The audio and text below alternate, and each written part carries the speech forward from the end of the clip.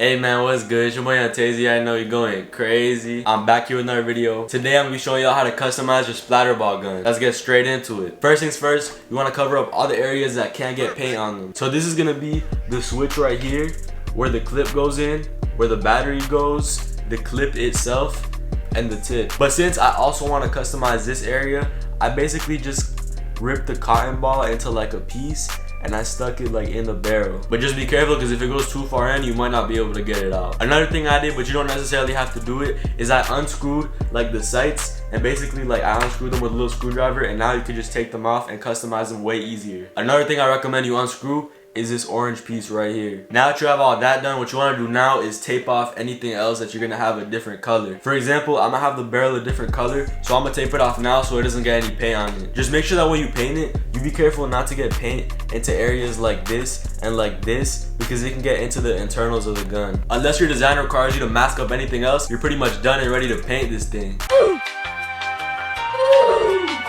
Yo man, what's good? We're back. I changed up the design a little bit, but it's pretty much the same. It's mad windy outside, so I apologize if you can't hear me that well. I also forgot to mention that if you want the best results, you should probably sand down your gun first, and then you also want to do multiple coats, and on top of that, you want to add clear coat. The first thing that you want to do is shake up all your cans. Once you're done with all that, you can start spraying. I highly recommend you use gloves to not get any paint in your hands. Spray paint's really hard to get out, so I'm gonna start off by doing my gold. Just in case you already didn't know this, you want to keep a nice distance away from the gun, or else it's just gonna be all like splattery and stuff.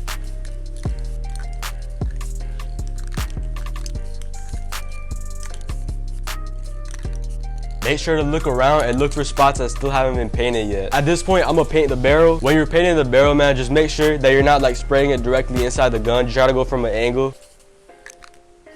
Be careful, man, because I just overpainted mine. I don't know how well the camera picks up on this, but I know you see that little dot right there. That's because I painted too much. Yo, I'm not gonna lie, this thing's already looking fire, man. The paint's already dry. I don't know how. Like, I just painted the tip, and now this area is dry. I wasn't gonna do all gold because I thought it would be like tacky and stuff, but I might have to do all gold, man. This thing goes hard. The trigger is working just fine. It's not sticky or nothing. So far, man, this is working out way better than I expected it to. At this point, man, I'm gonna be spray painting all the parts that I took off. In order to paint that piece that you're holding onto, you gotta put it down on the floor. So I recommend you get a cardboard box, and then you put it down there, and then on the part that you didn't paint, the part where it slides into the gun, you start painting it from there. You wanna do the same thing with the sling or whatever this is called. And you pretty much just wanna repeat the same thing for the rest of your parts. For this piece right here, since it has this part that like moves up and down, you might have to move this around and go painting it as it dries.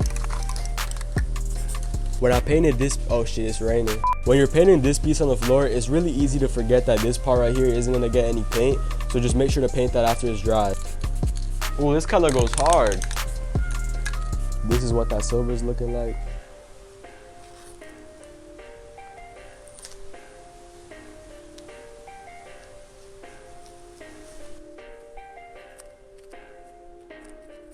It's looking pretty nice. I spray painted this on purpose because I want to have like a gold effect here. This time I'm gonna be masking it up a lot better, so I'm gonna have to go in with like an X-Acto knife or something to get all these like little details right here. So I'm gonna do that real quick and then I'm gonna come back. Alright, we're back, man. This thing took a minute because I have to do hella detailing on it. I wasn't able to do the stripes, but I got an easy solution to that. I'm gonna probably take a paintbrush and try to paint it on after. And the same thing with the barrel. It's like the way it's made is just really hard to get all up in there, so I'm gonna paint that afterwards.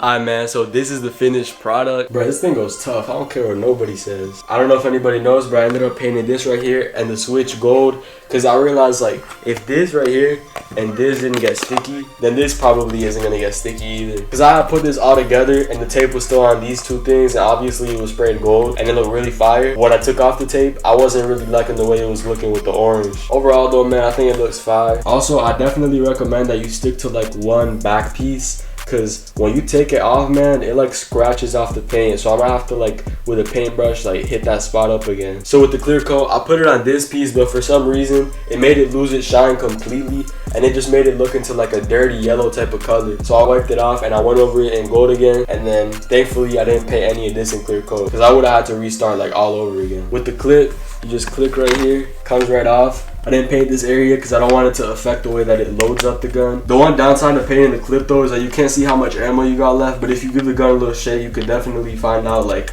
an estimate of how much you got left. And if you're wondering if it still shoots,